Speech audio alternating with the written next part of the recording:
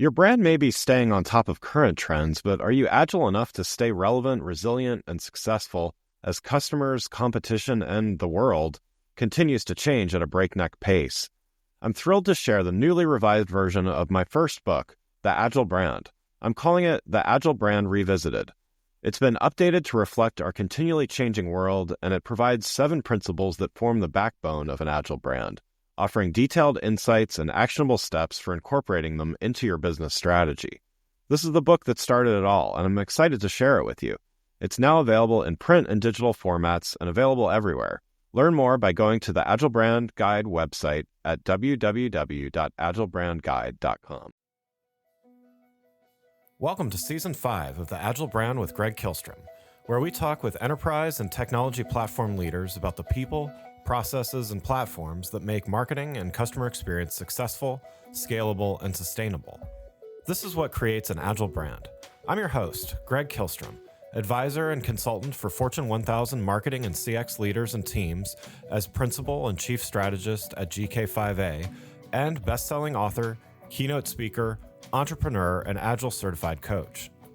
The Agile Brand podcast is brought to you by TEKsystems, an industry leader in full-stack technology services, talent services, and real-world application. For more information, go to teksystems.com. To sign up for the Agile Brand newsletter and get the latest insights and articles on marketing technology and CX, or to purchase a copy of my latest book, House of the Customer, go to gregkihlstrom.com. You can also find all my books on Amazon and other retailers. And now on to the show. Today we're going to talk about the value of showing versus telling in order to improve the customer experience. To help me discuss this topic, I'd like to welcome Ken Babcock, founder and CEO of Tango, a platform that allows users to create step-by-step tutorials of any process with an aim at increasing your company's CX. Ken, welcome to the show. Hey, Greg, thanks for having me. Yeah, looking forward to talking about this with you. Let's get started by, why don't we talk a little bit about how you started your company, because I think it's a unique story. So you were at Harvard and decided to drop out and found the company. Can you talk a little bit about the factors at play and what made you decide to do that? So, one caveat I'll add is we were at Harvard Business School, so not quite the Mark Zuckerbergs that dropped out of undergrad, but when we started working on Tango, it was, call it January of 2020, which, now is about 3 years ago. We saw an opportunity there, and, we had some encouraging conversations with customers as we were developing our early ideas for the products. But a real catalyst for us was the pandemic. Obviously it was just a terrible time for everybody, but the silver lining for us was that it actually accelerated a lot of our thinking. The customers that we had been talking to, went from, oh yeah, this sounds pretty cool, I'd love to try it when it's ready, to this would be amazing, can you build it yesterday? Because they were experiencing the pain points of going remote, going distributed, knowledge sharing just falling by the wayside. And I don't think it was something that, the pandemic caused it, but that shift exposed a lot of the inefficiencies that organizations had. And so the three of us looked at each other and we were like, we have to go build this. We spent the summer working on it, and that's when we developed the conviction to say, you know what, we're actually not going to go finish our second year at HBS, and we're going to do this full time. Nice.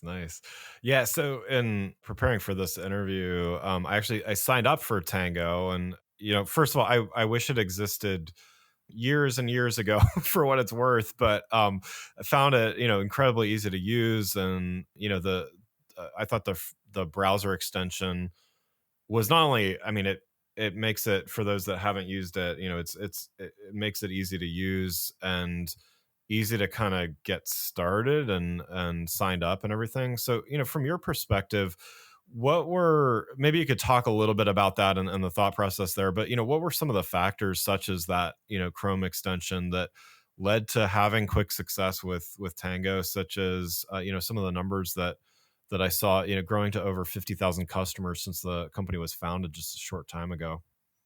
Yeah. And I'll give you a quick update. So, now we're actually at 250,000. So, oh, geez. Wow. Yeah. So it's really accelerated. And I do think the Chrome extension element of it has played a huge role. So just for all the listeners, Tango allows you to, create these step-by-step tutorials, how-to guides in the flow of work. And that's a key thing. You can go through your process. We kind of sit in the background, take note of the actions that you make, take screenshots while you're doing it, but you don't experience that until the very end. So once you're done, you click done on the Chrome extension, and then the output is a step-by-step how-to guide with screenshots. So it's a really powerful, magical moment for that end user. Given that we're doing it that way, from the get-go, we said, we're basically, acknowledging that there's so many tools and so much knowledge within organizations that needs to be captured. And there's so much nuance into how people use it. We didn't want to introduce a tool where we were like, hey, here's another thing that you have to learn. Here's another platform that you need to live out of. And so because we're a layer on top of so many other tools, the Chrome extension piece made a lot of sense. And then what you mentioned around getting started, that's something that we measure on a weekly basis. A couple of weeks ago was actually the metric that we measure for this is time from account creation to your first Tango being created. Yeah. And a couple of weeks ago, it was like 4.8 minutes. So wow. That is something that our product teams, our engineering teams, we're always thinking about. How do we get you as the user to feel that magic moment so you can then say exactly what you said, where's this been all my life? And start, right. Forming a habit. Yeah, I know. A friend and former coworker of mine often, asks me questions here and there. And, when I have time, I try to write out a brief, like, okay, do this, do that, depending on what the platform is, just kind of helping out here or there. And then, I was prepping for this interview and I was like, oh, wow, let me try, let me kill two birds with one stone. In other words, let me help my friend out and try this thing out before you and I chatted here. And yeah, just really, really. And I have to say, this is not a sponsored episode or anything. So like, this is genuine testimony here. So, but yeah, along those lines of scaling and growth and everything like that, how I've been part of startups before. Scaling is not easy, to have such rapid growth. And the 250,000 number you just mentioned, how have you handled the scaling that must have been required with that level of growth? It's challenging. We launched the product in September of 2021 and had amazing reception on Product Hunt, which is where we launched. Yeah. Got 10,000 users in the first 2 weeks, which is pretty awesome. But, when you really think about today, it's only been 15 months and now we've got a user base of 250,000. A lot of those users are paying users. We now have enterprise customers. And so when you're scaling, I think a lot of people tend to think about, okay, well, are your systems going to be able to support that? Is your back-end infrastructure on the engineering side going to be able to handle all these users and not be glitchy and not churn people out because they experience a bug? But, there's so much more, maybe even non-technical components to scaling. What do you do about customer support? What do you do about customer success? Yeah. How do you prioritize the requests coming in? How do you handle billing, refunds? I mean, thankfully, there's a tool out there for everything to run your business these days, but there's a lot of stuff that we were confronted with where we said, oh, okay, we have to do this now. Yeah. I think even something like SOC 2 compliance, right? We saw a bunch of users come in and have a lot of questions and concerns around the screenshots that were being taken. And, even though we were handling them in the best way possible and, ethically stood on, kind of one side of the fence, they still wanted to see the proof point that was the case, right? So there's a lot of things that come about in your journey when you scale so rapidly like that. Before we continue, I'd like to make sure you're aware of the upcoming CXPS 2023 conference, May 8 through 11, 2023 in Durham, North Carolina. CXPS is a great CX event focused on professional services firms that want to know how to take the next steps to make their firm successful in integrating client experience with their firm's strategic initiatives. To learn more and register for the conference, go to clientexperience.org/CXPS-conference. That's clientexperience.org/CXPS-conference. And you can register with the code AGILE200, that's AGILE 200, for $200 off your tickets. You can hear from top professional services executives and CX thought leaders like myself through a combination of keynotes, breakout sessions, workshops, and panel discussions. Make sure to register at clientexperience.org/CXPS-conference with the code AGILE200 for $200 off your tickets. Now let's get back to the show. Let's talk a little bit more about the main subject I wanted to talk about, which is showing the value of showing versus telling, and just how this helps the customer experience. So you touched on this a little bit as you were describing what the product does, but just to kind of go a little deeper here, what was the main business problem or challenge that you identified that Tango really helps solve? It's going to sound really simple when I talk about it now, but 3 years ago when we were sitting in an HBS classroom, it was actually during HBS's January term. They run a program called Startup Boot Camp, and that was really where we got our start. What we talked about a little bit, which became Tango, was every job that we had been in, there's some component of shadowing. Yeah. You come in, you start, you ramp up, you shadow. You usually shadow somebody who's just proximate to you. You sit behind them. You don't ask all the questions that you'd want to ask.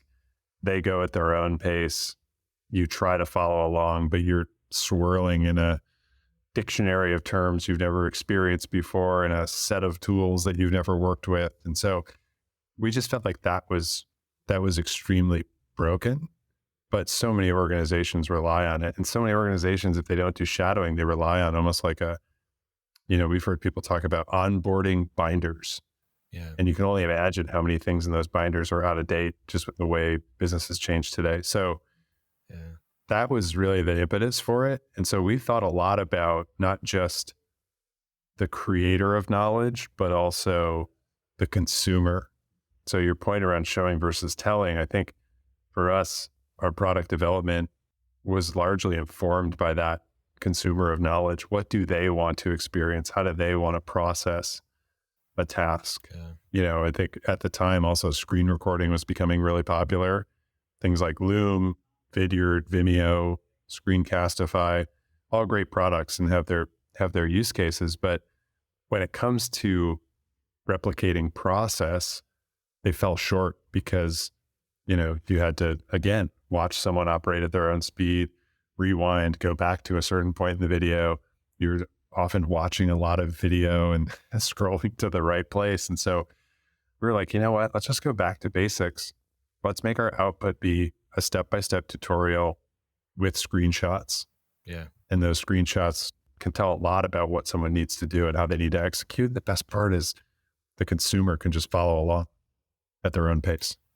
Yeah. And I personally, I don't like video tutorials, just for some. You kind of touched on some of the reasons why, but what I found powerful about using it was that not only is there a list and I can scroll and read at my own pace and find words and do whatever I need to, but there is that visual component, and not just like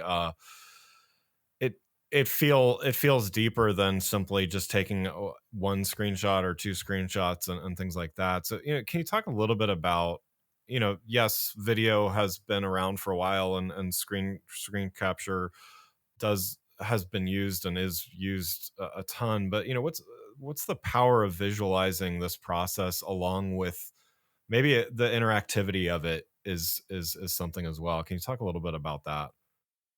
A key thing that we had to figure out, we kind of call the Chrome extension like our capture engine. That's how we capture individuals' workflows and turn it into the tutorial.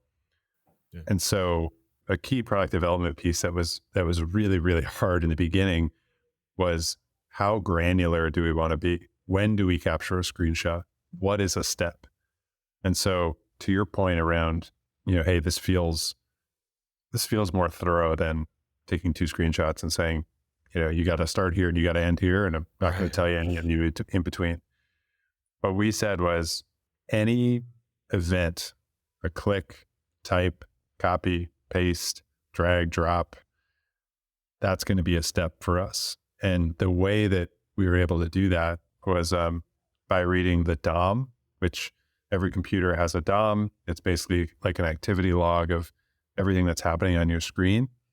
And then when we tie those events to the actual page, we're reading the HTML and CSS on the page. And so that's why when you get into a Tango, you see, hey, step 2, clicked on, the I'm feeling lucky button. And, we know the action, but we also know kind of the button. And so I think that piece, gives people the confidence that they're doing the right thing, as opposed to I have to connect the dots between like a start point and an end point, and I don't know how to get there. The level of granularity is something we've continued to refine over time, but we've done that working with customers and saying, does this give you everything that you need? Do you Yeah. feel like there's something missing? Did you get tripped up? So that's how we've tuned that. Yeah, and so this certainly this has internal uses as you were describing. I mean, the onboarding process. Uh, it's there's a lot to learn at most jobs as you're getting up to speed. It also seems like there's potential for external uses, so for end customers and things like that. Can you talk a little bit about how do you look at ways that businesses can use things like tutorials or other kind of visual walkthroughs to improve that end customer experience? Our primary functions that adopt Tango, and I think this is very telling of, kind of the question you're asking: customer success, customer support, sales enablement. And, I think primarily what we're building for as a team is that internal training use case. But these teams have found ways to not only leverage that, but also, this external training piece. They maybe work at a software company or a product company, and Tango actually helps them populate their help center or helps them articulate, some of their support macros in a different way. And so we see people responding to their customers with Tangos on ad hoc tickets, but we also see Tangos populating their intercom page, for example. And Yeah. then similarly with sales enablement, like Tangos play a huge role in helping customers get onboarded in the implementation process, and also just powering sales teams to have the right responses to a customer's question. So that external piece, even though it's not explicitly what we are building for, we see a high level of engagement with those teams because they look at it and they're like, oh, wow, this solves 4 things for me as opposed to, maybe just 1 or 2. Yeah, yeah, makes sense.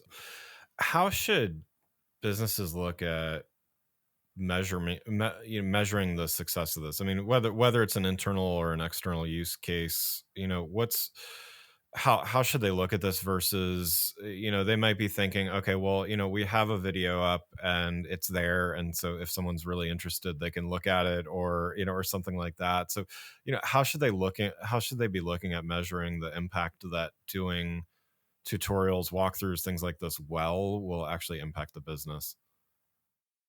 I think there's a few components, the very, sort of raw metric. And we've heard this from our users. We surveyed our users, and a majority of them said that they save 3 or more hours a week using Tango.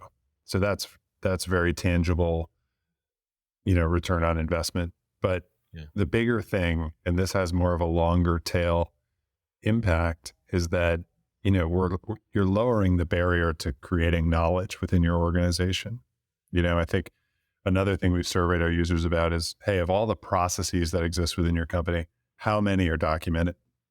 Most people fell in this bucket of like less than 25%, and Wow. and Yeah. those processes are changing all the time too. And so, for us, we think about it as, if you're truly trying to drive operational excellence within your company, that means that the knowledge that your team possesses needs to keep up with the rate of change of the business. And you need to be constantly adapting that. I mean, most of my career I spent at Uber, and for all the things, that Uber was good at and all the things that they were bad at, one of the things that they were absolutely excellent at was documentation. That playbook kept up with every new learning we had about operating Uber. And so that's where I think, companies that are truly trying to be excellent, that long tail impact of using something like Tango is that knowledge and that process documentation keeps up with the rate of change of their business. Yeah, yeah, totally agree. And yeah, that 25% number does not surprise me. Just having, I've seen it done. I've seen process documentation done really well, but it's a rarity. So yeah, it's that doesn't surprise me at all. Well, hey, one last question before we wrap up here. As a fellow entrepreneur, it sounds like you know the value of taking the right kind of risk. I mean, again, deciding to start the company when you did, and nobody can see the unknown, of course, but what's a piece of advice that you would have for those out there that maybe they're thinking about, they have a good idea of their own and trying to determine when their timing is right, whether the timing is right to start their own venture.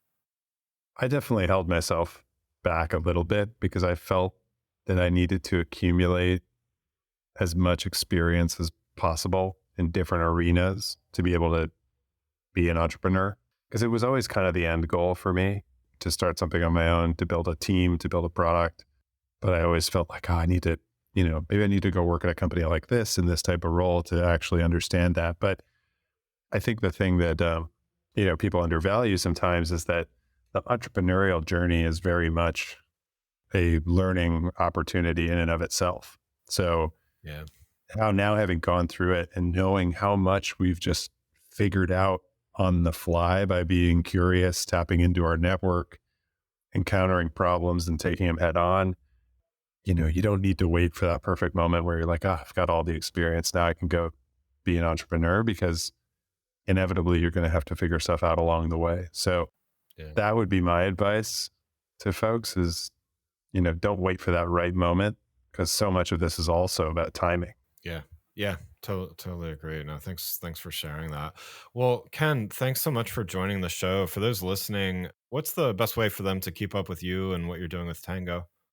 I think the easiest way is to go to our website, tango.us. There you can download the Chrome extension, get in touch with the team, learn a little bit more about how our customers are using Tango. So it's kind of your one-stop shop. Great, great. Well, again, I'd like to thank Ken Babcock, founder and CEO of Tango, for joining the show. You can learn more about Ken and Tango by following the links in the show notes on the podcast website. Thanks again for listening to the Agile Brand with Greg Kihlstrom podcast, brought to you by Tech Systems. If you enjoyed the show, please take a minute to subscribe on your podcast channel of choice and leave us a rating so that others can find the show more easily. You can access more episodes of the show at www.gregkihlstrom.com. That's GregKihlstrom.com. To get a copy of my latest book, House of the Customer, visit my website, or you can find it on Amazon or other retailers. The Agile Brand is produced by Missing Link, a Latina-owned, strategy-driven, creatively fueled production co-op. From ideation to creation, they craft human connections through intelligent, engaging, and informative content. Until next time, stay agile.